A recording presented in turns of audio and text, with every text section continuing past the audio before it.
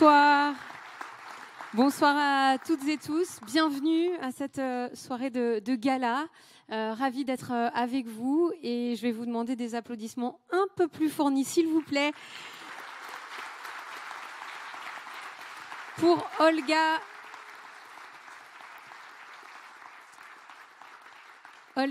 Rouchouz, qui nous fait le plaisir d'être avec nous ce soir, qui va nous accompagner tout au long de cette soirée. Artiste de haut niveau en piano et en violon, élève ingénieur à Grenoble INP, double diplôme également avec Grenoble École de Management et très brillante au violon. Vous l'avez constaté, elle va nous accompagner tout au long de cette soirée. Merci à tous d'être là, nombreux, nombreuses, pour découvrir ou redécouvrir les engagements de la Fondation, une fondation qui est essentielle pour Grenoble INP. Vous en aurez une explication dans quelques instants.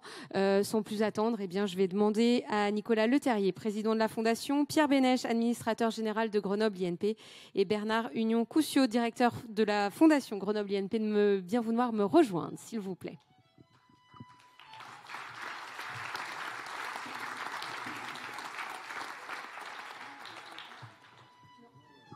Non, mais si on commence debout. Ouais, on commence debout, s'il vous plaît. C'est mieux, hein. Alors, je vais récupérer les micros. Parce qu'ils sont là et vous ne les avez pas pris. Je vous en donne un. Allez, c'est parti. On va démarrer. En revanche, approchez-vous, là, vous êtes collés au fond. Tout le monde doit bien vous voir. Voilà. C'est Nicolas qui va débuter. En tant que président de la Fondation, Nicolas, c'est vous qui allez nous dire les premiers mots ce soir, en nous présentant peut-être déjà rapidement ce qu'est cette fondation. Oui, alors les premiers mots, c'est d'abord bienvenue et merci d'être là et d'accompagner la Fondation. Ça commence par ça. Donc ensuite, la Fondation Grenoble INP, bon, c'est une histoire d'hommes, je vais vous l'expliquer, vous allez surtout beaucoup le voir, d'hommes et de femmes, ou de femmes et d'hommes, d'accord, mais l'homme avec le genre humain. Et c'est absolument essentiel autour de 3 piliers qui ont été dessinés depuis le début, qui sont la citoyenneté, l'international et l'excellence. Alors l'excellence, c'est assez facile puisque c'est vraiment le science sans conscience n'est que péril de l'âme.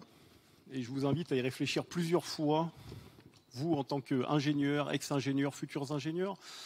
La partie internationale pour être capable d'augmenter le rayonnement international de Grenoble INP, qui fait déjà beaucoup de choses à l'international. Donc cette partie citoyenneté qui est l'égalité des chances et le fait de pouvoir être fier, de dire qu'aujourd'hui, grâce à l'action de la Fondation, il y a énormément de gens qui ont la capacité et qui n'auraient pas eu la capacité sans la Fondation de poursuivre leur cursus. Et c'est ce qui développe ce sentiment de fierté à la fin. Alors vous avez été l'un de ceux qui ont été à l'origine de cette fondation en 2010, en support à cette école.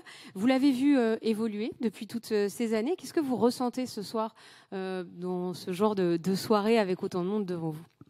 Alors la première chose que je ressens, c'est beaucoup de fierté, parce qu'il y a eu beaucoup de travail de l'ombre avec plusieurs présidents de Grenoble INP. D'ailleurs, on avait commencé avec Paul Jacquet et d'autres. Donc c'est ce premier sentiment de fierté. Et quand je vois tous ces jeunes qui ont été accompagnés par la Fondation, alors tous ceux qui sont là aujourd'hui, tous ceux qui sont déjà partis, tous ceux qui sont toujours autour, et c'est vraiment cette notion de l'appartenance à une famille, qui est une famille alors, qui pourrait être grenobloise, mais une famille de la région, et une famille de tous ces jeunes qu'on a accompagnés, et qui ensuite, alors j'ai coutume de dire, alors c'est avant d'être chêne, il faut être gland, donc on les prend souvent au statut de gland, pour essayer de les amener au statut de chêne, ce qui n'est pas une mince affaire, croyez-moi. Mais en général, ils ont beaucoup de bonnes propriétés pour devenir des super glands. Et en général, c'est aussi dans ce cadre-là où on essaye de faire en sorte qu'ils arrivent à se développer en tant que super ingénieurs. On pourrait prendre une autre fleur, un autre fruit, un autre truc. On pourrait prendre un autre fleur, absolument, ouais. mais c'est parce que vous les connaissez mal. Moi, je les ai déjà vus dans plusieurs soirées, donc je sais de quoi ils sont capables. Non, mais on va attendre un peu pour les anecdotes, si vous voulez. Absolument, non.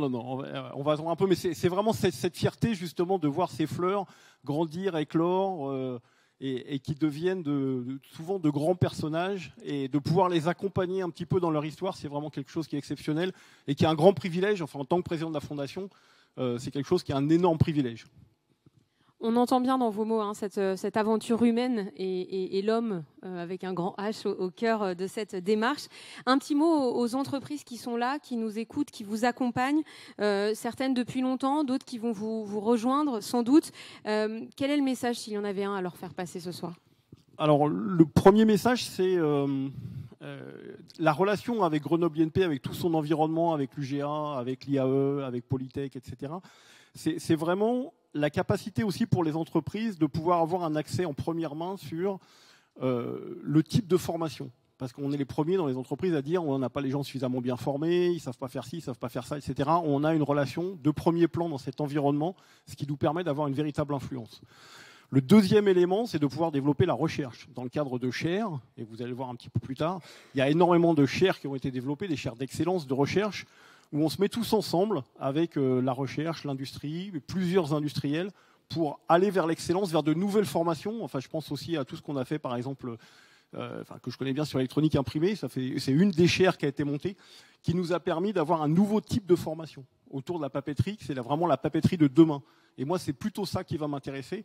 Et le troisième sentiment, c'est vous pouvez, grâce à ça, et grâce en étant membre de la fondation, c'est aussi sortir du lot vis-à-vis des étudiants. Parce qu'aujourd'hui, ne nous méprenons pas, je veux dire, il y a eu un moment donné où le marché de l'emploi était morose. Aujourd'hui, nous pouvons nous en féliciter, ce marché de l'emploi bat son plein. Et aujourd'hui, les ingénieurs, les élèves qui sortent des écoles choisissent leur employeur. Et en faisant partie de cette fondation, c'est aussi une capacité à sortir du lot et à vous démarquer, puisque aujourd'hui, il faut quand même le dire, la priorité a aussi changé et c'est aussi permettre d'accompagner tous ces changements. Merci beaucoup Nicolas pour ces quelques mots. Je vais vous laisser donner le micro à Pierre. Pierre, il en a déjà un, tout va bien. J'en ai un. Administrateur Voilà. général de Grenoble INP, chef d'établissement de cet institut d'ingénierie et de management. Alors dites-nous tout d'abord quelle est l'ambition de cet établissement. Alors notre ambition, si on veut la résumer, on s'est donné un petit slogan initiateur de trajectoire. Et notre ambition, c'est bien sûr de contribuer à la vie des entreprises et de permettre à des jeunes de grandir, de devenir des professionnels et de devenir des acteurs du monde de demain, au sens industriel et économique sûrement, mais aussi en tant que citoyen. Alors je suis d'accord bien sûr avec Nicolas quand il dit que nous devons remettre régulièrement, re-questionner nos positionnements parce que le monde change vite et avoir une position éclairée, citoyenne, c'est quelque chose d'essentiel. Et on a absolument besoin pour cela d'être accompagné et on ne peut se nourrir dans ces réflexions que de la présence des autres. Et la Fondation, de ce point de vue-là, pour un certain nombre d'entre vous, est sûrement un moyen de vous aider dans vos cheminements. Alors justement, Nicolas, on a déjà un petit peu parlé, il y a une véritable complémentarité qui existe entre l'établissement et la Fondation. Dites-nous comment. La Fondation, c'est bien un outil complémentaire. Sinon, on n'aurait pas, et Paul Jacquet, effectivement, qui avait été initiateur avec Jean-Claude Sabonnadière de cette fondation, n'aurait pas lancé ce projet. Il y avait quelques fondations en France, mais en fait, très très peu de fondations d'écoles d'ingénieurs et encore moins d'universités. Et donc c'était parce qu'il s'agissait de remplir des missions complémentaires à celles de notre établissement. Alors nous, on forme au quotidien nos jeunes, on travaille dans nos laboratoires pour les innovations de demain, on les transfère, on travaille aussi pour donner des compléments de formation tout au long de la vie. Ça, c'est les métiers de Grenoble INP. Mais il nous manque quelques petites choses. Alors, effectivement, on fait des contrats de recherche, mais les chaires, par exemple, sont des éléments pour lesquels on a besoin d'une fondation. Pour les industriels qui s'engagent dans ces chaires, eh bien, c'est pour rentrer dans des sujets, développer un bassin de compétences qui souvent, dans des sujets nouveaux, comme le papier de demain et tout ce qu'on peut imprimer sur toutes sortes de matériaux, ça n'existe pas forcément. Et il faut se fabriquer ce vivier de compétences Et donc c'est un complément à la recherche que nous menons dans les laboratoires. Donc c'est essentiel de ce point de vue-là. Et puis c'est aussi bien sûr l'accompagnement des jeunes qui ont des projets particuliers, et les financements complémentaires que peut mettre la Fondation n'ont pas forcément leur équivalent au sein de Grenoble INP, que ce soit pour les sportifs de haut niveau, que ce soit pour les projets qui sont montés, dont on verra quelques exemples. Ça, c'est tout à fait essentiel et complémentaire de ce qu'on peut mener au sein de Grenoble INP. Merci beaucoup Pierre. Bernard maintenant, Bernard Union-Coussiot, vous êtes le directeur, vous, de cette fondation. Alors concrètement, comment elle agit ? J'aime bien que vous posiez la question comment elle agit, parce que la fondation est effectivement tournée vers l'action. On a mis en place 3 programmes qui sont alignés avec nos valeurs d'excellence, d'international et de citoyenneté. Et au cours de cette soirée, nous allons vous donner quelques illustrations de ces programmes. Des programmes qu'on trouve, des illustrations qu'on trouve inspirantes. Donc, comme je le disais avec un sourire, en écoutant, en voyant ces exemples inspirants, nous espérons que vous serez inspirés et que vous aurez donc envie d'accompagner cette fondation. Voilà, c'est pour ça qu'on les a appelées conférences inspirantes. On a envie que ça donne des idées, des envies aussi aux étudiants, aux entreprises qui nous écoutent, parce qu'il y a un vrai partage, et on l'entend depuis le début de cette soirée. Merci beaucoup. Merci à Nicolas, merci à Pierre. Nous, on va s'installer, Bernard, puisque dans quelques instants, on va recevoir des étudiants qui vont venir un petit peu vous présenter les résultats de leurs travaux, qui vont venir vous présenter certains produits qu'ils ont déjà développés, d'autres qui vont vous parler de leur parcours. Avant de les recevoir, Bernard, peut-être un petit mot sur la première présentation qu'on va avoir dans quelques instants. Ça s'appelle « Agir pour la gestion des déchets en milieu montagneux ». On a Valentin Girard qui va nous rejoindre dans un instant. Dites-nous ce que fait la Fondation dans des projets comme celui-ci. Alors, dans des projets comme celui-ci, la Fondation, d'abord, elle sélectionne ces projets. Elle accompagne les projets qui nous sont proposés et qui sont sélectionnés sur le plan financier, mais aussi sur le plan de conseil, d'échange avec les étudiants. Et donc, nous essayons au maximum de leur permettre de grandir à travers ces programmes. Après, quand je dis ça, je dois paraître très prétentieux, parce que je dois aussi dire que ce sont nos étudiants qui nous aident à grandir à travers les programmes qu'ils nous donnent l'opportunité d'accompagner.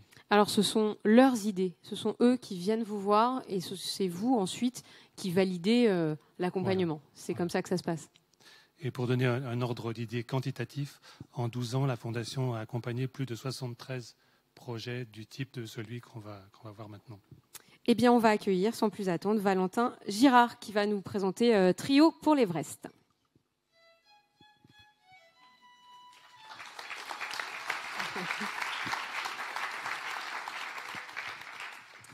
Bonsoir Valentin, je vous attendais par là. Vous êtes arrivé de l'autre côté. On m'a demandé de changer de place et je fais ce qu'on me demande. D'accord. Il faut toujours des petites surprises pour garder l'attention. Merci beaucoup en tout cas Valentin d'être là pour nous présenter alors cette association et puis ce projet surtout que vous menez. Un projet que vous menez avec 2 autres étudiants de Grenoble INP qui sont Olivier et Robin, qui sont là ce soir. Ils ne sont pas là. Bon, ils ont d'autres projets à l'international en ce moment et je suis venu pour présenter ce qu'on a fait les 3. Eh bien, vous les saluerez évidemment pour nous. Alors, vous êtes partis au Népal avec Robin et Olivier lors d'une année de césure entre votre 2e et votre 3e année. Ce projet, il part d'où ? Qu'est-ce que vous décidez de faire là-bas ? Comment on se retrouve tout simplement à 4000 mètres d'altitude, au pied de l'Everest, à agir précisément pour la gestion des déchets ? Eh ben, on a un camarade qui est un peu fou, qui s'appelle Olivier, et qui nous dit bon les gars, moi ce que j'aimerais bien faire, c'est partir agir pour les déchets en milieu montagneux. Est-ce que vous me suivez ? Alors Robin et moi, on a dit oui. Faut savoir que les 3, on est issus de milieux, on a grandi au contact de la montagne, de la nature, etc. Et ce qui fait qu'on est naturellement sensibilisé, parce que quand on voit les glaciers qui fondent, quand on voit des déchets qui s'accumulent dans les montagnes, on a envie de protéger cet environnement qu'on connaît, quoi, et dans lequel on évolue. Et donc voilà, donc Olivier nous propose, au début on a une idée vague de faire de la collecte, donc on regarde un peu quels pays ont besoin de cet apport. On voit que c'est le Népal le plus logique parce que comme on le voit à l'image, c'est un pays où il y a encore pas trop de gestion de déchets efficace. Et puis voilà, donc finalement on arrive à contacter un réalisateur de film qui nous dit que finalement, dans la vallée de l'Everest, qui est assez médiatisée, il y a déjà pas mal de choses qui est fait au niveau de la gestion des déchets, de la collecte. Mais en fait, ces déchets se retrouvent entassés dans les décharges. Et ce qui est le plus important, au final, maintenant, c'est le traitement de ces déchets qui se retrouvent dans des décharges à ciel ouvert. Alors les déchets, on les a vus avec ces enfants il y a quelques instants qui jouent au milieu. On voit aussi leur impact sur le milieu vivant avec voilà ces animaux qui mangent ces déchets. Ça, ce sont des images impressionnantes qui vous servent aussi à toucher l'opinion et à montrer que ce projet, il n'est pas vain. Ouais, alors très clairement, au Népal, on a pu faire le constat par nous-mêmes de la situation au niveau des déchets. Alors on s'était beaucoup informé, il y a eu un an de préparation avant de partir, on s'était beaucoup informé et puis en arrivant sur place, on constate la réalité des choses, c'est-à-dire dans le Népal en général, en fait, ce qui se passe, c'est que les personnes, quand ils ont des déchets qui sont pas facilement recyclables, ou revendables plutôt, comme par exemple des canettes, bon ça se recycle assez facilement, mais pour tout ce qui est notamment emballage, plastique, etc., les gens ils font quoi? Ils sont pragmatiques, ils font des petits tas à côté de chez eux, et quand le tas devient trop gros, on brûle à ciel ouvert, ou sinon s'il y a une rivière à côté, on jette directement parce que ça part plus vite assez loin de notre maison. Et quand on se retrouve avec des villes comme Katmandou, il y a un peu plus de logistique, mais la logistique, ça revient souvent finalement à prendre les déchets puis à les mettre dans des grandes décharges à ciel ouvert, comme on a vu avec les deux enfants tout à l'heure. Et après, donc, nous, on n'a pas voulu s'attaquer au problème des déchets au Népal dans sa globalité, parce que c'est à 3, on ne peut pas le faire. Et on a décidé de partir dans un milieu montagneux où il y avait déjà un peu de gestion de déchets. La vallée de l'Everest, c'est une vallée qui est déjà assez médiatisée pour ça. Et donc, du coup, il y a déjà pas mal de gestion des déchets. Donc, ça veut dire qu'il y a 80 décharges qui sont organisées sur le trek du camp de base de l'Everest. Mais ces décharges, ça reste quand même toujours un fléau parce que les déchets, ils se dégradent en microplastiques qui viennent contaminer les sols, les rivières, etc. Et donc, le Népal, il en est là actuellement. Et donc, c'est pour ça que nous, on a voulu apporter une solution pour le traitement des déchets, en fait. Comment on se débarrasse, comment on revalorise ces déchets qui finissent dans les décharges dans la nature. Alors, dites-nous un peu comment vous avez procédé face à quand même ce qu'on voit, l'étendue des dégâts dans cette partie du monde. Alors comme je disais, nous on a commencé le projet un an avant de partir, donc on est parti de septembre 2021 jusqu'à janvier 2022. Et en amont, on a commencé à prendre contact avec les associations locales et à comprendre leurs besoins. Donc c'est eux qui nous ont fait comprendre que l'idée de la collecte c'était pas la bonne. La vraie idée c'est de traiter les déchets. Et donc au début, ils nous parlent d'un incinérateur qui avait un peu marché à l'époque dans un autre village. Et on se dit ok, ils veulent qu'on leur installe un incinérateur, on va pas faire les choses à moitié. Donc ça veut dire nous on veut mettre un filtre anti-pollution, on veut mettre récupération d'énergie, etc. Et au final, on se rend compte que l'idée de l'incinérateur ça marche pas parce que ça leur apporte pas une plus-value. Et donc ce projet, on l'a abandonné, l'incinérateur. Et donc là, en mai-juin 2021. On tombe de haut, quoi. Qu'est-ce qu'on va faire? Est-ce qu'on abandonne? Est-ce qu'on fait un truc plus petit? Et non, on a décidé de persévérer dans cette idée de traiter les déchets. On est tombé sur l'idée de la pyrolyse à plastique que vous voyez à l'écran. Donc ça, c'est un prototype qu'on a créé à Katmandou avec mes deux camarades. Et en fait, l'idée de la pyrolyse à plastique, ça va être de prendre des plastiques, des emballages, et de les réduire en copeaux et en fait de les faire chauffer dans ce qu'on pourrait comparer à une cocotte minute, parce que on fait chauffer un contenant qui est hermétique, et en fait le plastique il va se devenir du gaz, et après il va se distiller, ça va faire du fioul et du gaz pour les habitants. Donc pour l'instant, c'est ce qu'on a fait en 4 mois au Népal. Donc en 4 mois, ce qu'on a pu faire, c'est constater justement ce problème des déchets. On a fait un audit sur comment étaient gérés les déchets. On a ancré le projet sur place avec les associations, on les a rencontrés. On a essayé de savoir c'était quoi leurs freins, c'était quoi leurs besoins, pourquoi ils avaient envie d'avoir ce projet dans le village. On a fait cette phase de recherche et développement sur la machine qu'on appelle la pyrolyse à plastique. Et dernier point, on a aussi commandé et acheminé un broyeur au village de Pangboche, donc un village qui est à 4000 mètres d'altitude au pied de l'Everest. Et donc ce projet, là, il paraît pas fini et il ne l'est pas encore, effectivement, parce qu'on a des repreneurs qui vont venir compléter ce projet, donc ils vont finir le développement de cette machine. Pour l'instant, on n'a fait que des tests, ils vont faire une version plus grosse qu'ils vont amener au village. Et ils vont aussi amener d'autres machines qui permettront de traiter les bouteilles, notamment en PET, qui ne peuvent pas être traitées par la pyrolyse. Et l'idée, c'est de développer ça un peu dans d'autres villages après, par la suite? Alors, l'idée pour l'instant, c'est de faire, on va dire, une version 0 de ce projet de traitement de déchets et qui finalement englobera pas que le village de Pangboche, parce que vu que les déchets vont être centralisés au niveau du village de Pangboche, ils vont finalement rayonner sur le camp de base de l'Everest. Donc les déchets produits au camp de base de l'Everest, d'autres camps de base un peu moins connus, on peut citer le camp de base de la Madablam et de l'Island Peak, ils seront centralisés ici pour être traités. Et après, ce qui serait bien, c'est que ce projet fasse écho à d'autres endroits touristiques du Népal, par exemple les Annapurna, pour ne citer que ce massif. L'accueil des habitants, il a été comment ? Il a été assez bien vécu. En fait, notamment les villageois de Pangboche, on les a rencontrés, on les voit ici, c'est des membres de l'association du village. En fait, ils étaient contents d'avoir une initiative comme ça dans leur village, parce qu'en fait ils ont compris assez vite que déjà ça allait laver faire du clean autour de leur village au niveau des déchets, et ils savent que ça peut leur porter de préjudice de ne pas traiter ces déchets, donc là-dessus ils étaient contents. Et même on a eu un peu les villages qui se bataillaient pour récupérer notre projet parce qu'ils savaient que ça allait leur apporter une richesse, parce que quand on revalorise du plastique, finalement là on va créer un emploi d'une personne qui va gérer le centre. On crée de la richesse par le fuel qui sera produit et le gaz qui sera utilisé, qui vont revendre en fait. Donc, ce sera une vraie petite usine de revalorisation de déchets. Donc voilà, un projet très concret qui sert déjà, qui va se développer encore. Dites-nous quel rôle a joué la Fondation Grenoble INP à vos côtés ? Nous, du coup, quand on a commencé ce projet, la fondation la connaît par notre école, vu qu'on est à l'ENSECUB, et on a assez vite fait appel à Madame Brachotte. On est allé la voir, elle nous a tout de suite encouragés. Donc déjà sur le plan, on va dire, administratif de l'association, c'est elle qui gérait notre cagnotte avec son équipe, etc. Donc déjà nous, ça nous permet de nous concentrer à 100% sur plus l'aspect technique, quoi. Et vous lui avez confié les comptes, quoi. En quelque sorte. Ouais, enfin pas totalement tous les comptes, mais on peut quand même un peu contrôler.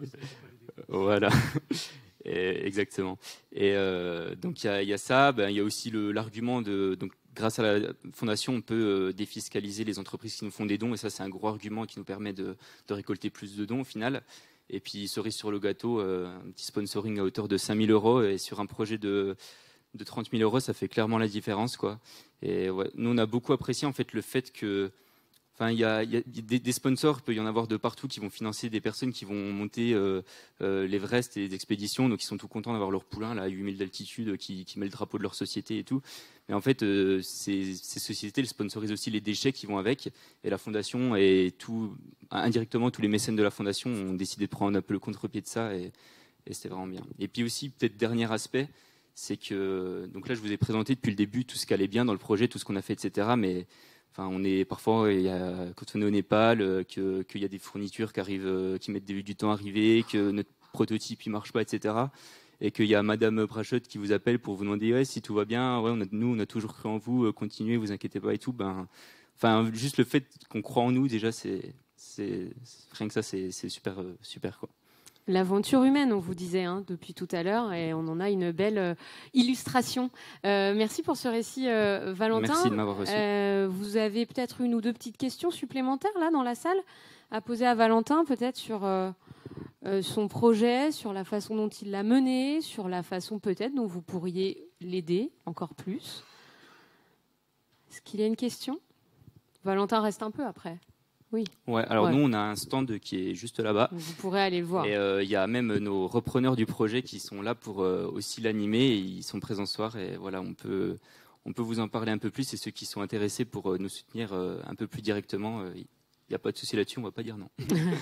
Merci beaucoup, Valentin. Je crois que Bernard a quelque chose pour vous. Tout à l'heure. Ah, tout à l'heure.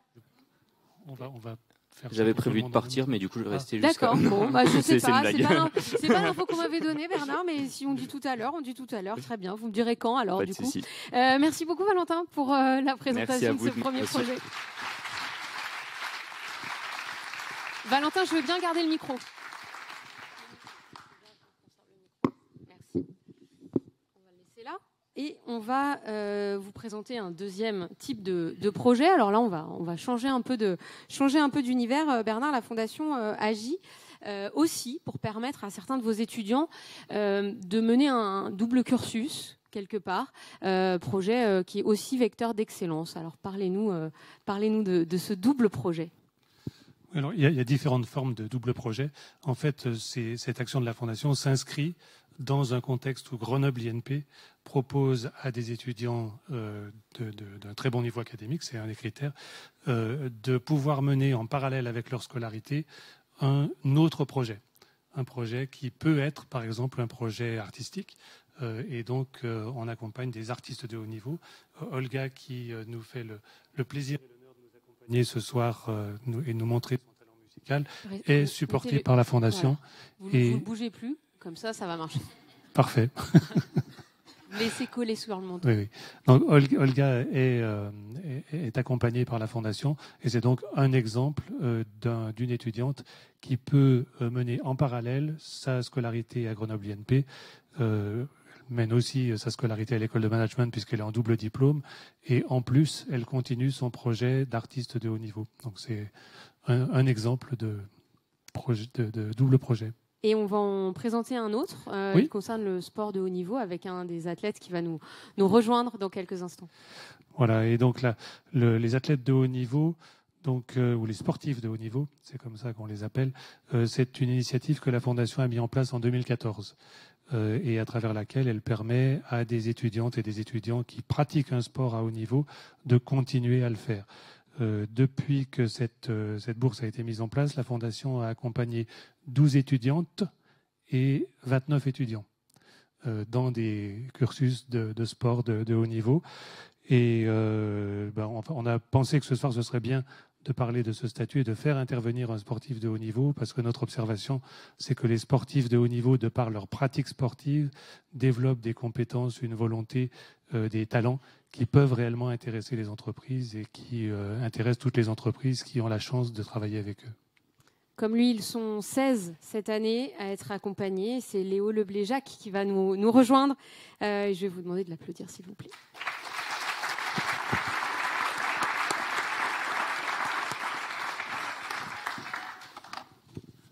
Bonsoir. Bonsoir Léo, merci beaucoup d'être avec nous ce soir, étudiant à Polytech Grenoble et pratiquant de snowboard cross à très très haut niveau. On va raconter les différentes expériences, mais on va peut-être tout d'abord regarder quelques images de cette discipline pour que tout le monde ait bien en tête de ce dont on parle quand on parle de snowboard cross. On y va, on découvre les images, on embarque presque avec toi sur ces images.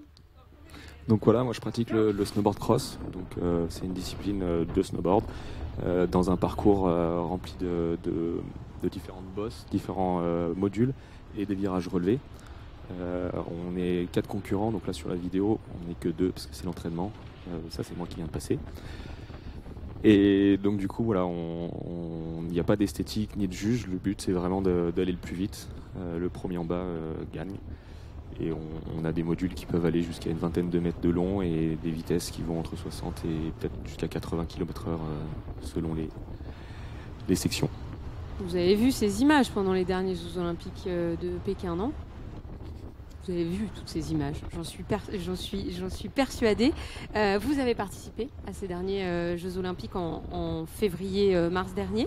Racontez-nous un petit peu cette expérience avec un petit peu de recul, d'être allé participer à un événement planétaire dans un contexte quand même pas simple, mais quand même un événement sur lequel le monde entier a les yeux rivés pendant 15 jours. Racontez-nous un peu comment vous avez vécu ce moment.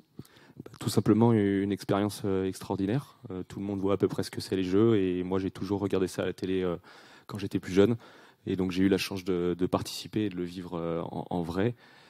Et c'est une réelle aventure sportive mais aussi une aventure humaine par le partage qu'il y a auprès de toute l'équipe de France, qu'on a tous la même ambition, qui est de briller et puis de faire briller la France.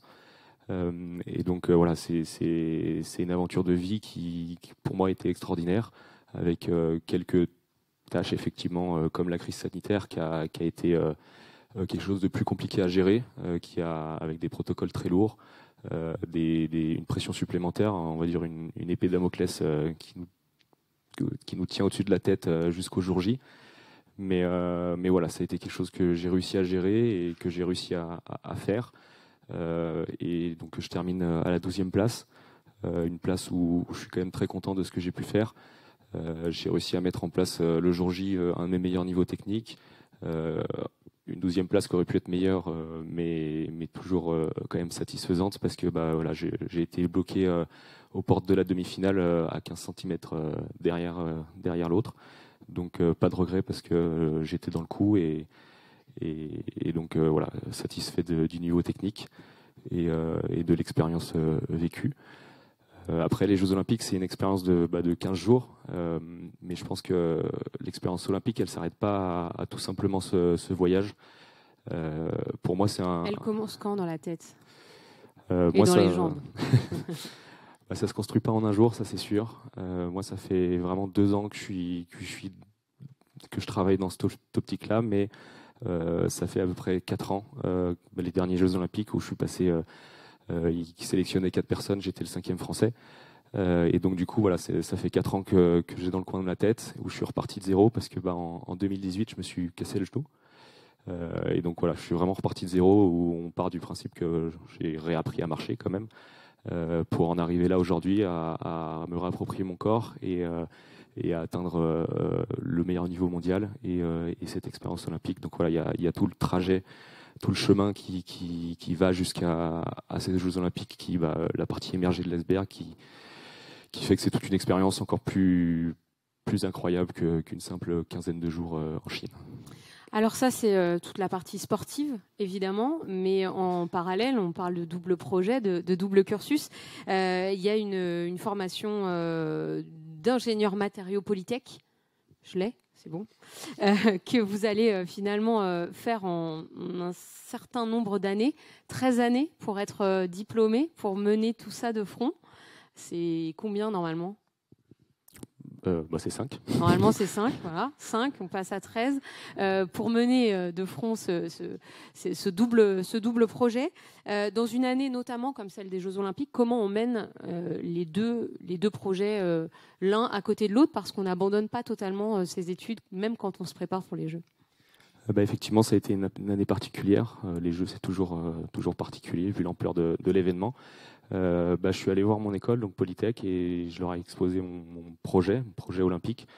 Et donc, il me fallait plus de liberté pour m'entraîner un petit peu plus, beaucoup plus même. Et donc, moins de présence en cours, et ils ont tout de suite accepté. Donc là, j'ai la chance d'être accompagné à 200% par mon école, et en fait d'avoir surtout en fait une confiance et une écoute que Polytech m'accorde. Et c'est réellement la clé de cette réussite de double projet, parce que pour moi effectivement ces deux projets qui sont indissociables, c'est quelque chose qui m'aide dans ma carrière. Les études sont un moyen de trouver un équilibre dans la carrière sportive et de me construire. Donc le sport, ça me permet de me construire en tant qu'étudiant et me construire en tant que futur ingénieur. Et les études m'aident à me construire aussi en tant que sportif, à trouver justement cet équilibre et avoir aussi un regard critique dans ma discipline qui me permet d'avoir cette touche un peu différente des autres sportifs qu'il y a dans mon équipe. À quoi ça ressemble une semaine classique, même s'il n'y en a pas? Alors effectivement, c'est un sport saisonnier, donc c'est pas forcément semaine type. Pour donner une idée, donc j'ai repris la préparation donc vendredi dernier aux Deux Alpes sur le glacier. Donc là, je suis parti à 15h des Deux Alpes et je repars ce soir pour me lever demain à 5h du mat pour continuer l'entraînement. Donc voilà, il y a pas de semaine type, c'est plus globalement sur une année où au printemps en fait il y aura une grosse activité scolaire et ensuite sur l'été. Donc là, en ce moment, j'ai repris cette préparation à la fois physique et à la fois sur la neige en snowboard. où je vais aussi faire des cours pendant l'été avec des profs qui arrivent à se libérer sur ces créneaux-là. Et l'automne, pareil, avec beaucoup de déplacements, mais avec toujours une quantité de cours pour avancer un minima. Et l'hiver, un peu plus à distance pour être à 200% dans la compétition. Effectivement, c'est des études longues, mais c'est un choix que j'ai pris pour pouvoir être performant dans les deux, à la fois dans le sport, mais aussi réussir correctement mes études. Vous êtes en 7e année, là. C'est ça. Et donc, il en reste 6. C'est ça. Donc, ça nous emmène après les prochains Jeux Olympiques, ça. Oui, c'est un avantage, c'est que je serai toujours là. Est-ce qu'il y a un message à faire passer ce soir, notamment aux entreprises, aux entrepreneurs qui nous écoutent, à la fois comment la Fondation vous a aidé et surtout, parce que Bernard en parlait tout à l'heure, quelles sont ces qualités du sportif de haut niveau qui sont de véritables atouts pour les entreprises aujourd'hui ?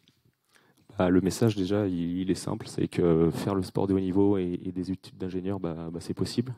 Il suffit d'être accompagné par l'école ou par la fondation.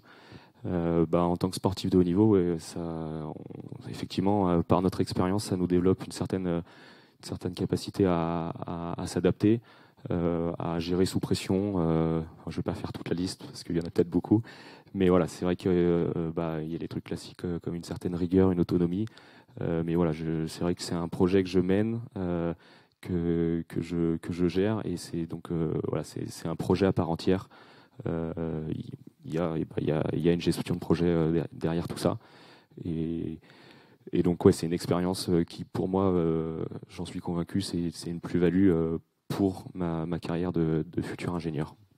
Avec une fondation qui vous a accompagné depuis le début et qui continue de le faire pour que vous puissiez mener tout ça de front. Oui, je remercie la fondation, et effectivement, c'est une chance d'avoir cette fondation. Comme vous devez vous en douter, le sport de haut niveau, c'est un certain coût. Aujourd'hui, j'ai 25 ans et je ne gagne pas encore ma vie. J'espère que ça sera fait prochainement. Mais voilà, c'est un soutien que la fondation apporte, et c'est un soutien important. Et la fondation apporte un soutien qui va au-delà du côté financier, puisqu'elle apporte un soutien logistique et humain par un réseau professionnel supplémentaire, et aussi un partage d'expérience avec les autres boursiers de la fondation. Vous vous dirigez vers quel métier après ? L'idéal, ce serait de fabriquer des planches de snowboard.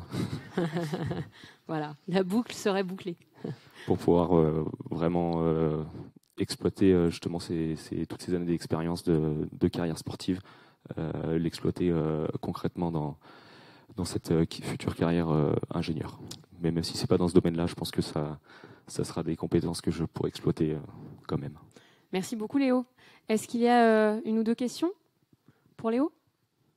Des sportifs qui aimeraient savoir comment il s'en sort au quotidien, des entreprises qui sont intéressées par son parcours. C'est que Léo a été très complet. Alors merci beaucoup Léo. Merci à vous.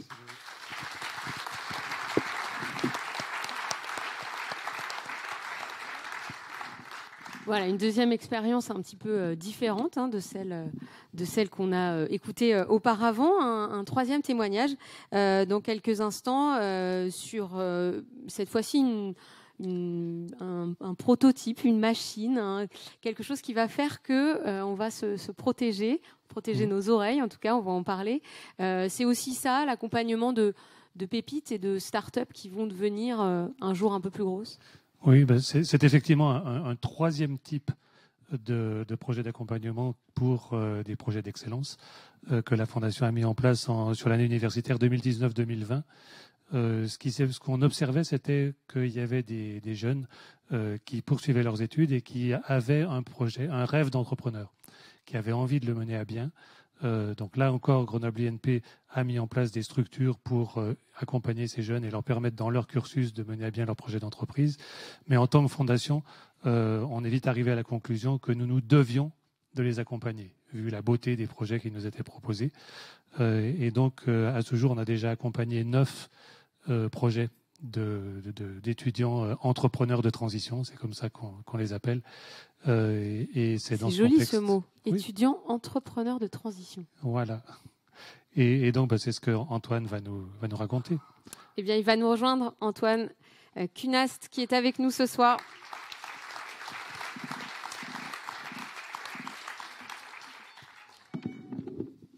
Co-fondateur de la start-up Saphir, que vous nous avez amené ou qu'on va voir dans quelques instants. Saphir, c'est une oreillette connectée. Vous êtes, vous, diplômé de Grenoble INP FELMA, c'est ça? C'est ça. Et vous allez nous expliquer comment agir pour communiquer dans un environnement bruyant tout en protégeant ses oreilles, son audition. On n'y pense pas toujours, mais vous, finalement, c'est une épreuve de la vie qui a fait que vous avez pris vraiment conscience de ça et qui vous a amené à développer ce type d'appareil. Racontez-nous. Oui, c'est ça. Alors en fait, moi j'ai eu cette idée de développer une entreprise dans ce domaine au moment où j'étais encore en DUT à Grenoble.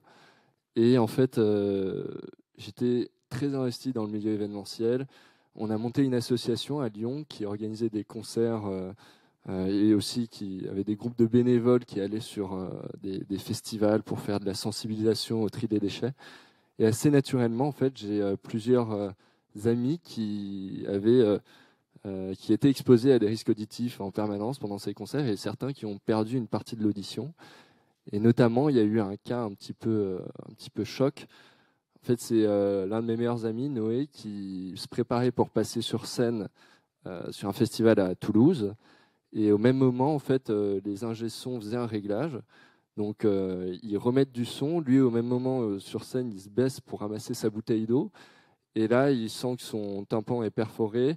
Il y a 20% d'audition en moins et c'est irréversible, en fait. Du coup, à partir de là, moi, j'avais toujours eu envie de monter des projets technologiques. J'ai vu que les protections auditives qui existent sur le marché n'avaient pas subi d'innovation technologique depuis leur création presque. Et à côté de ça, on voit sur le marché des Bose, des Sony, des Apple qui créent des produits incroyables. Donc, par exemple, les casques Bose qui permettent de supprimer le bruit des avions au décollage. Les AirPods, je ne sais pas si vous avez essayé, mais la qualité de réduction de bruit est vraiment incroyable. Et en fait, je me suis posé la question de savoir pourquoi ces technos-là n'étaient pas utilisés dans des bouchons d'oreille. Et c'est comme ça que le projet il est né, en fait. Et c'est comme ça qu'on a fait le premier concours, qui a été du coup un franc succès. Donc c'est le Startup Weekend aussi à Grenoble en 2018. Et donc je suis venu ce jour-là avec cette idée. J'ai présenté le projet à tous les candidats avant de monter une équipe. Et à la fin du week-end, en fait, j'ai été très surpris de savoir qu'on était lauréat. Ils faisaient les décomptes dans le sens inverse. Donc il y avait le 5e, le 4e, le 3e. Et je pensais qu'il y avait une erreur parce que Saphir n'avait toujours pas été cité. J'y croyais pas vraiment. Et puis en fait, on a été en première place et c'est ça qui m'a donné une belle énergie pour continuer. Alors ça, c'est le coup d'envoi, le point de départ, finalement, le coup de pouce qui vous dit si, c'est une bonne idée. Depuis ce projet, il s'est développé, même plus que ça. Vous êtes étudiant, parce que vous l'êtes toujours, mais vous êtes aussi un chef d'entreprise aujourd'hui. Ouais, c'est ça. Alors, en fait, il y a eu des étapes quand même. On est passé pendant 1 an par plein de concours. Et en fait, pendant ces concours, j'ai rencontré plein de gens qui étaient là le temps d'un week-end, quelques mois ou même plus, du coup, avec Elena Jérôme, qui est devenue mon associée.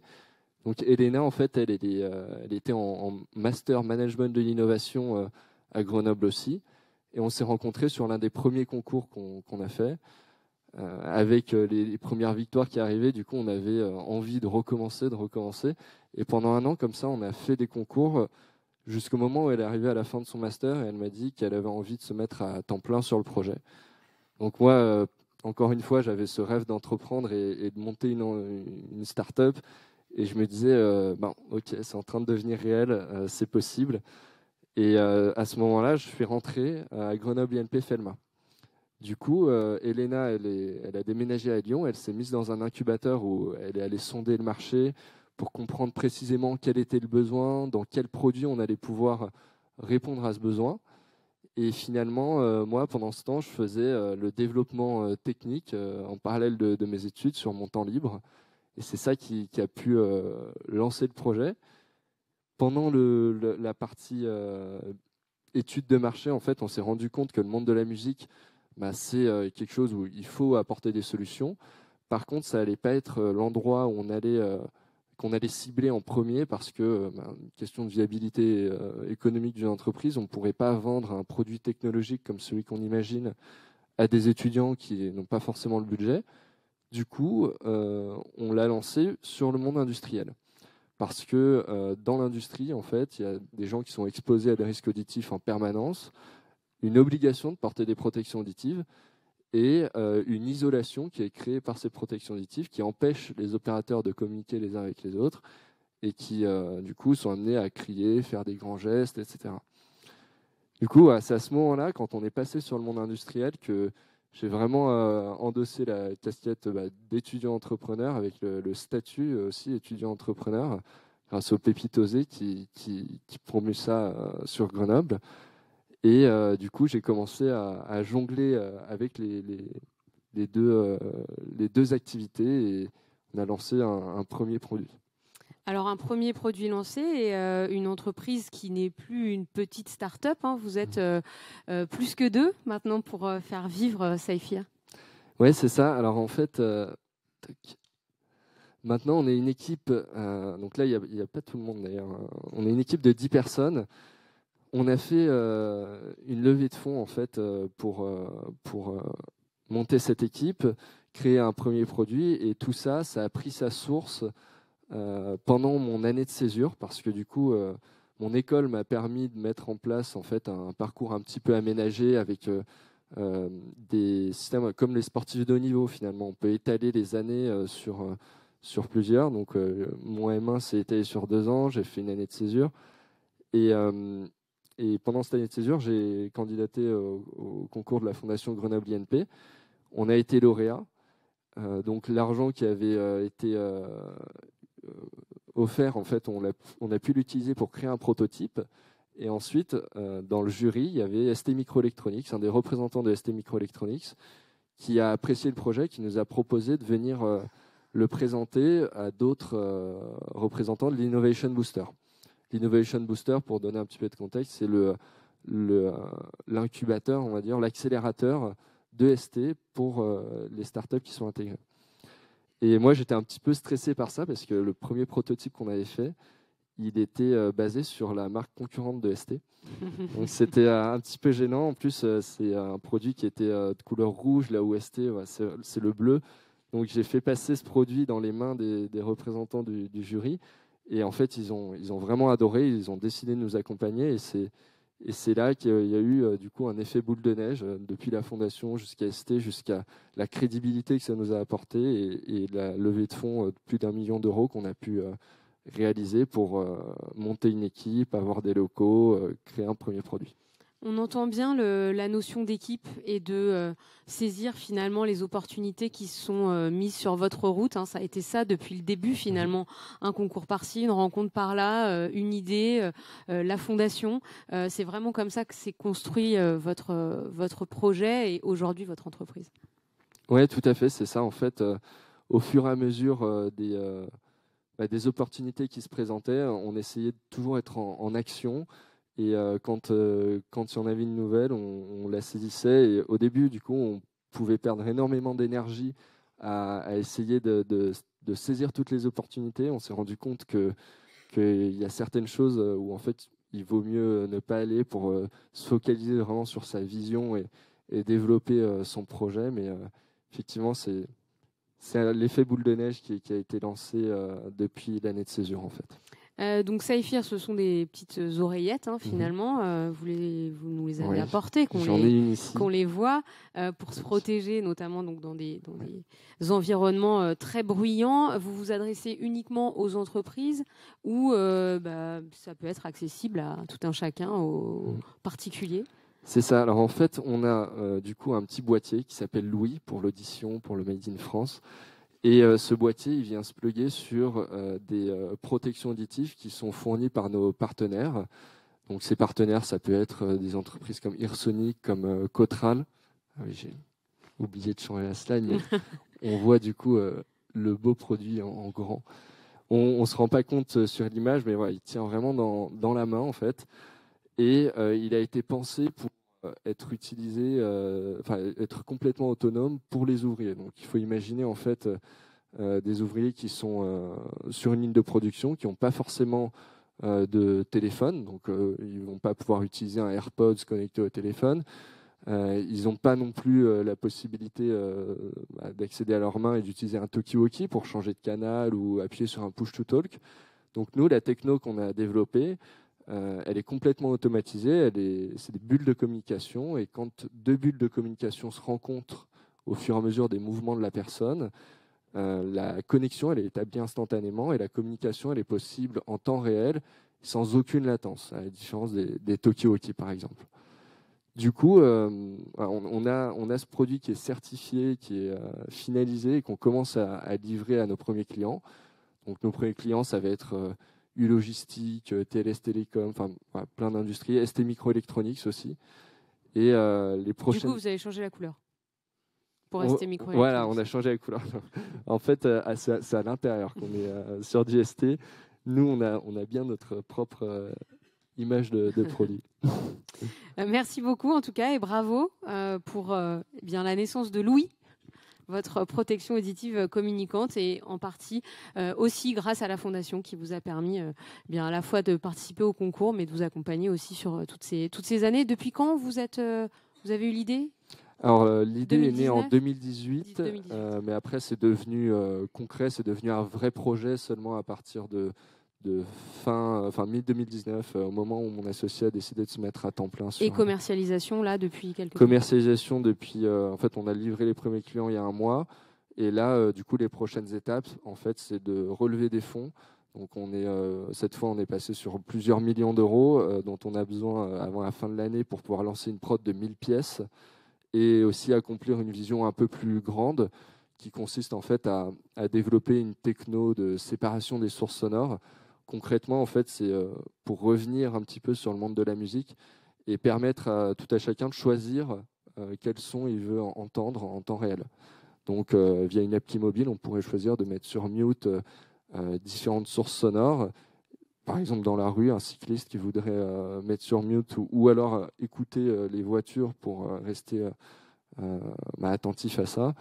Mais aussi toute personne qui pourrait avoir des troubles auditifs, de l'hypersensibilité au bruit. Chez les autistes, par exemple, il y a ça, où le moindre bruit de fourchette qui se pose sur une table devient tellement insupportable qu'en fait, on arrête d'aller au restaurant, on arrête d'aller dans des salons, dans des conférences, etc.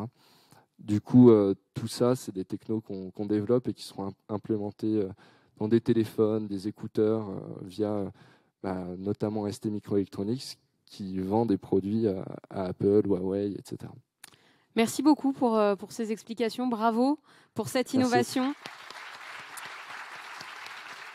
Merci beaucoup. Est-ce que je vous propose une petite question ? Ou pas plus que tout à l'heure ? Non, toujours pas. Bon, eh bien, merci beaucoup. Merci beaucoup, Antoine et Elena également, qu'on salue, qui ne pouvaient pas être avec nous ce soir. Merci beaucoup. Le dernier témoignage, Bernard, il concerne une chaire. On en a parlé un petit peu tout à l'heure en introduction. La chaire cellulose Vallée. Globalement, un mot de vos chaires, parce que ça, c'est l'une d'entre elles, mais vous en avez plusieurs. On en a plusieurs, effectivement. Donc, alors, le programme de chaire d'excellence de la Fondation, c'est un programme qui a pour propos, Pierre Bénèche en a parlé dans l'introduction, qui a pour propos de développer, avec le soutien de partenaires industriels, de collectivités ou d'autres fondations, des projets innovants, des projets d'innovation qui peuvent être des projets de recherche ou qui peuvent être le développement d'un enseignement particulier et qui vont contribuer au développement de la compétence, de l'expertise de Grenoble INP. Tout ça, bien sûr, dans la mission de transmission, de formation de Grenoble INP. Quand on parle de chaire d'excellence, on parle de mécénat. Le mécénat nous permet d'obtenir des moyens complémentaires pour financer des avancées dans la recherche qui ne se feraient pas autrement. Et en 12 ans, la Fondation a créé 13 chaires.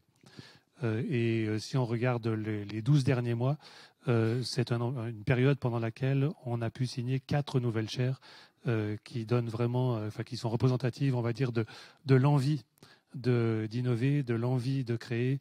On va dire, on est dans cette dynamique post-Covid où, après une période d'hésitation, beaucoup d'entreprises ont décidé de nous accompagner pour financer ces nouvelles chaires. Alors, pour parler de celles qu'on a inaugurées récemment, toutes sont présentées sur le transparent que vous voyez maintenant. Pour parler de celles qu'on vient de lancer, donc il y a une chaire qui est l'industrie 4.H, donc 4 comme 4.0. L'industrie 4.0, c'est ce mouvement vers la digitalisation de l'industrie. H comme humaine ou humain.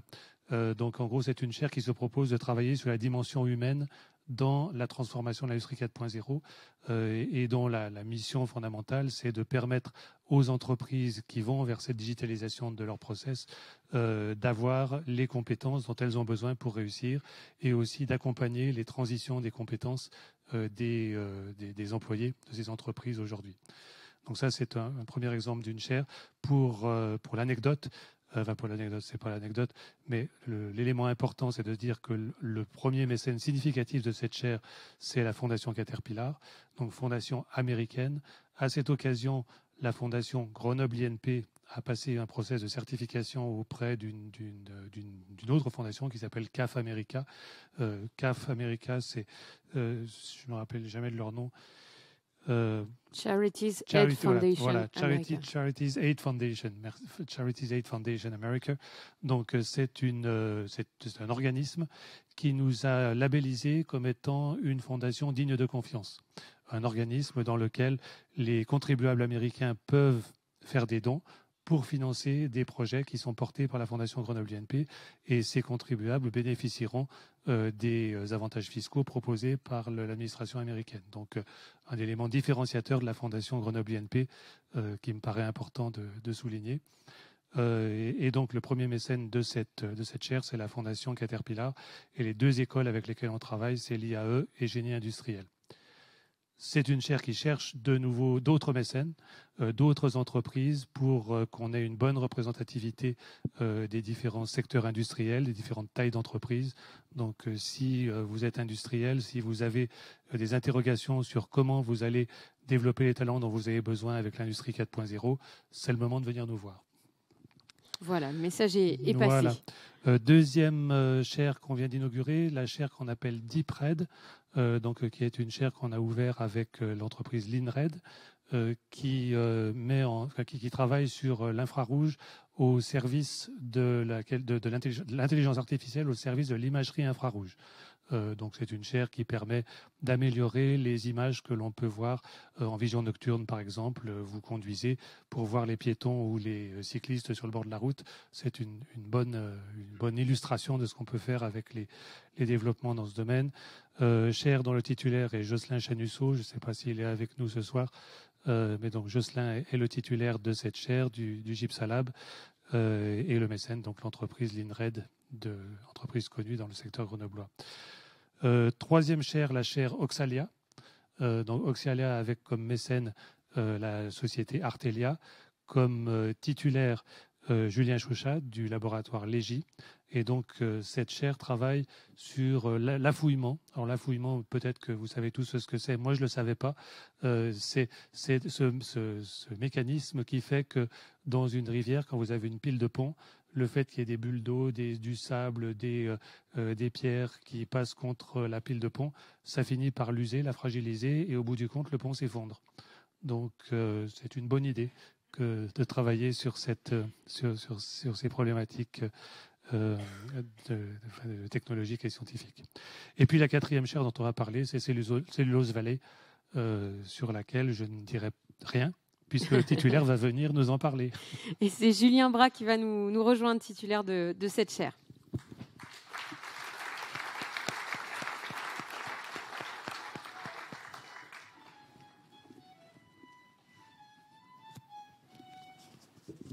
Vous avez bien fait de prendre votre temps, comme ça on entend Olga jusqu'au bout. Merci beaucoup Julien. Titulaire donc de cette chaire Cellulose Valley, enseignant-chercheur à Grenoble INP Pagora et au LGP2. Jusqu'ici, tout va bien. La chaire est toute récente. On vient d'en parler avec Bernard. Racontez-nous un petit peu son histoire. Alors là, on ne va pas parler d'écroulement de pont et tout ça, mais c'est un sujet important aussi que vous avez choisi de traiter. Oui, donc la chaire est vraiment récente. Elle a été lancée au début de l'année, en janvier. J'ai constaté qu'en fait, on a discuté la première fois il y a un an pile poil, avec Bernard et Muriel, pour essayer de lancer cette chaire. Et comme toutes les chaires, c'est parti d'un constat quand je suis revenu, et c'est parti de ce constat sur l'utilisation des plastiques dans l'emballage. On l'a vu tout à l'heure avec l'exemple du Népal.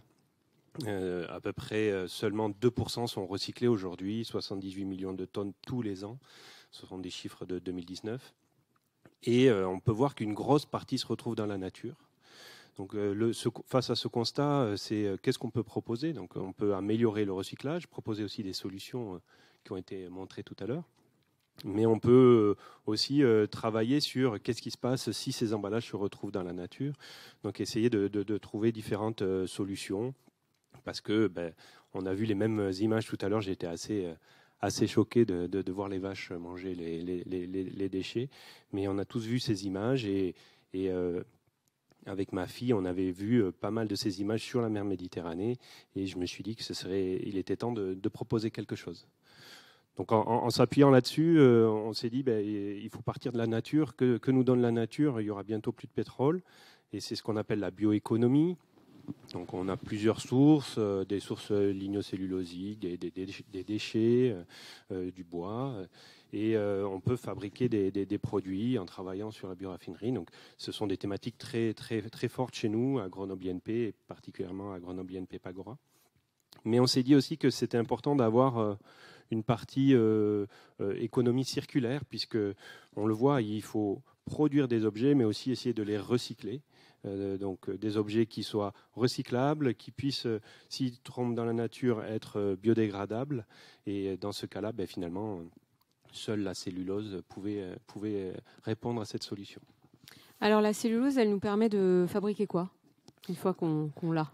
Alors cette cellulose, si vous ne savez pas ce qu'est la cellulose, il suffit de regarder du coton droit dans les yeux. Donc là, vous avez 100% de cellulose en face de vous. Vous y penserez, mesdames, ce soir. Hein, vous regarderez votre coton. Et ce coton, en fait, il n'a pas beaucoup de propriétés proches du plastique, hein, si on veut emballer. Parce que c'est quand même important d'emballer les aliments, de proposer des solutions pour protéger les aliments, puisque le déchet alimentaire a aussi un fort impact sur l'environnement. Donc la cellulose, pendant longtemps, ça a été du papier, le papier toilette, les papiers journaux, mais depuis une vingtaine d'années, il y a eu beaucoup de travaux sur ce qu'on appelle l'ingénierie de la cellulose pour apporter des nouvelles propriétés, pour les rapprocher un peu des plastiques. Le plus emblématique, c'est cette bouteille de cellulose pour remplacer la bouteille plastique. Pas sûr que ça soit la meilleure solution, mais c'est pour montrer qu'on essaye petit à petit, avec beaucoup de travaux au niveau scientifique, de se rapprocher, d'avoir des bonnes propriétés qui nous permettent de protéger nos aliments. Racontez-nous l'exemple du chocolat. Qu'on a évoqué quand on a préparé, parce que je trouve qu'il est assez symptomatique de ce qui se passe. La barre de chocolat qu'on a emballée avant dans le plastique, on en revient, on la remet dans du papier. Comment ça se passe et comment ça va évoluer tout ça? Oui, donc ça y est, maintenant tout le monde sait que j'aime le chocolat. On a parlé de cet exemple parce que je parlais des petits emballages de chocolat qui sont souvent des emballages pour le chocolat, pour le café, qui sont souvent des emballages en plastique, et même si ça était du plastique recyclable, il ne serait jamais recyclé. Et essayer de trouver des solutions qui puissent protéger cet aliment, c'est pas si évident parce que il faut être barrière aux graisses, il ne faut pas que les graisses puissent passer à travers, il faut le protéger de l'oxygène le plus souvent, si on veut qu'il perdure, conserver les arômes. Et puis, il faut avoir un matériau qui puisse se souder, qui puisse passer sur une machine, au niveau de la machinabilité, de la flexibilité de ce matériau. Donc, on avait parlé de cet exemple, mais il y a aussi l'exemple que l'on voit tous de plus en plus dans les fast-foods. Pendant longtemps, c'était des emballages en plastique, et aujourd'hui, on a des emballages en cellulose moulée assez souvent. J'espère que ce soir aussi, chez le traiteur, on aura des parties en emballage cellulose moulée. Grosse pression. Grosse pression. Mais il y a une grosse révolution vraiment dans le monde de l'emballage ces 2-3 dernières années, parce que nouvelle législation sur les emballages à usage unique, parce que aussi des commitments de grands industriels qui essayent d'aller dans cette direction. Alors là, on comprend bien le sujet de la chaire, ce sur quoi vous allez travailler. Comment vous allez vous organiser? Qu'est-ce que vous allez faire à partir du 7 juillet? Je crois que c'est le lancement officiel, c'est ça? L'inauguration? C'est ça. Donc on a déjà commencé, mais l'inauguration, on a pris le temps pour que ça soit un bel événement pour plusieurs raisons. Je vais revenir dessus. Mais donc, il y a le constat, il y a le matériau, il y avait l'idée et il fallait l'équipe. Et ce qui s'est passé, c'est que pour ma part, je revenais d'un parcours un peu dans l'industrie. On a la chance de pouvoir avoir ces parcours dans l'industrie. J'ai eu la chance d'être accompagné par ma structure pour cela. Et ça m'a permis de contacter plusieurs industriels très rapidement et leur dire est-ce que vous êtes intéressés, comment on peut aller plus loin pour essayer de construire l'équipe. Et il y en a 5 qui m'ont dit oui très rapidement, et on a pu monter grâce à Muriel, Bernard, toute cette chaire avec un mécène, Alstrom Mungjo, dans tout ce qui est papiers spéciaux, un qui va être plus dans tout ce qui est carton plat, carton ondulé, donc DS Smith, un sur la cellulose moulée, Alpha Form, un end user dans le domaine du cosmétique, et Citeo qui est là pour toute l'économie circulaire qu'il y a derrière ces emballages. Donc on est parti à 5, et pourquoi on a attendu pour l'inauguration? C'est parce qu'on annoncera à l'inauguration qu'on sera 8. Donc vraiment l'objectif était aussi d'accueillir d'autres partenaires, et on a des partenaires aussi très intéressés par ces thématiques. Et maintenant qu'on a eu cette équipe, ces partenaires, il faut lancer les travaux, on n'a plus le choix. Donc l'objectif, c'était d'avoir sur 4 ans, 3 thèses, 2 postdocs, donc chaire vraiment ambitieuse, mais aussi d'avoir 2 rythmes, un rythme de la recherche, de l'innovation, et un rythme aussi des preuves de concept, et aussi de la formation des jeunes, avec tous les ans 7 masters pour avancer et proposer des nouvelles solutions, des preuves de concept. Voilà, donc ils vont tester un peu en temps réel tout ce que vous allez mettre en œuvre et innover. Oui, en gros, je vais leur donner des défis. Je vais donner un exemple. J'ai donné le défi d'un emballage de gruyère râpée. Donc vous regarderez tous votre emballage de gruyère râpée. Donc c'est simple, on le connaît, mais il est en plastique, donc il protège le gruyère, il a des propriétés barrières.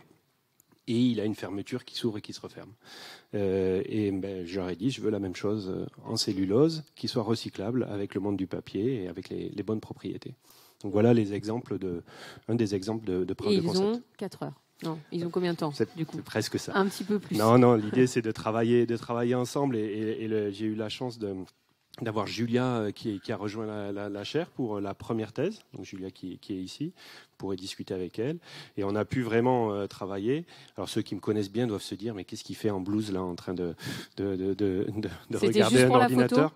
Non, du tout. Ah bon. On est tout le temps en blouse, les chercheurs, il n'y a pas de souci.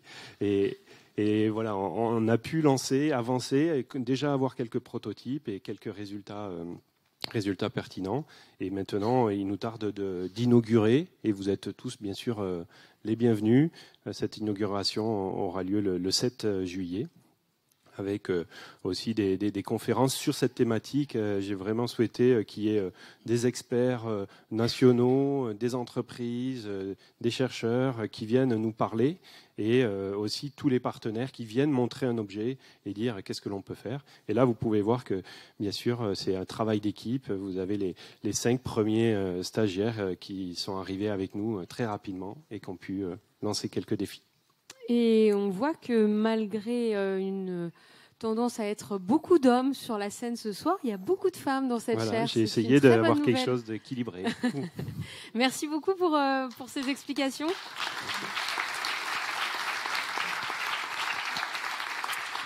Est-ce qu'il vous reste une petite question? Ah, parfait. Monsieur, il y a un petit micro qui vous arrive. Donc vous avez parlait pas mal de l'adaptation de la cellulose aux conditions de l'aliment.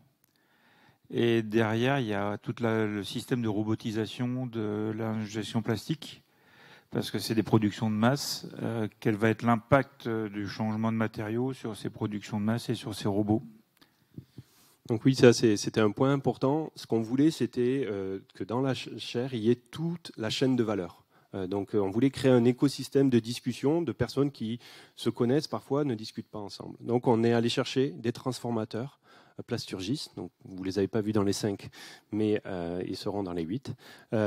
Et donc l'idée c'est ça, c'est vraiment d'avoir toute la chaîne, parce qu'il y a aussi cette notion de cadence, cette notion de comment remplacer des objets, par exemple les plus courants qui vont être un bouchon de bouteille. Comment on peut faire ces matériaux. Alors, on a un partenaire dans le food, mais on a un partenaire dans le cosmétique, et on aura un partenaire aussi dans un autre domaine, justement pour regarder tous les défis qui s'offrent à nous.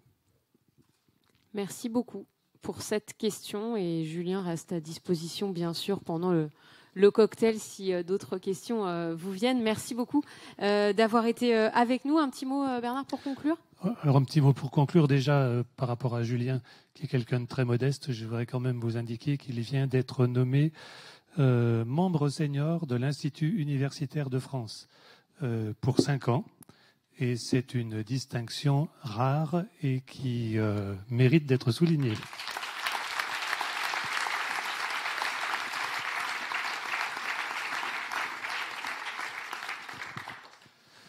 Voilà, sinon, pour conclure, je voudrais vous remercier, vous tous qui êtes, si vous êtes ici, c'est que vous êtes amis de la Fondation, ou vous intéressez au projet de la Fondation, ou vous êtes mécène ou donateur auprès de la Fondation. Donc, un grand merci. C'est grâce à votre confiance, c'est grâce à votre engagement à nos côtés que nous pouvons mener à bien les projets que nous avons partagés avec vous ce soir. Il y en a plein d'autres.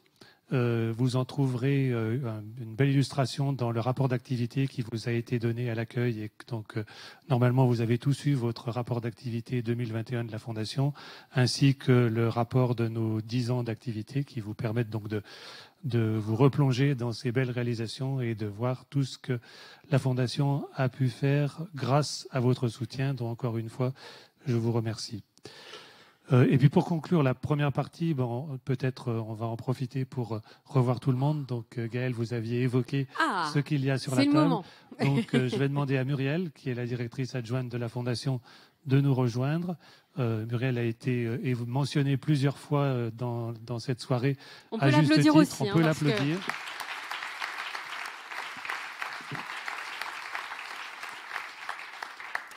C'est Muriel qui a organisé et drivé toute la petite soirée. Et ce n'est pas terminé. Et nous allons donc remettre aux 4 présentateurs des projets de ce soir le trophée 2022 Oser l'avenir de la Fondation Grenoble INP. Donc si vous voulez nous revenir chercher votre trophée. Valentin, Léo, Antoine et Julien.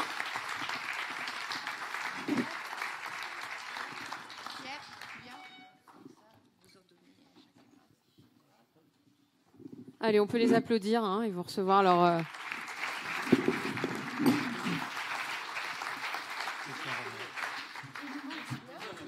Il arrive.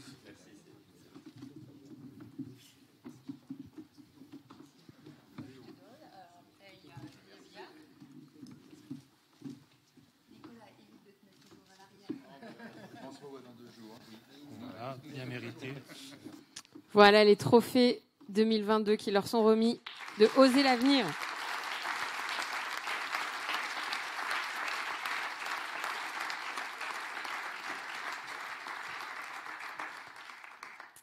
Merci beaucoup. Merci à tous, à tous les 4. Merci à Bernard de m'avoir accompagné sur la présentation de ces différents travaux.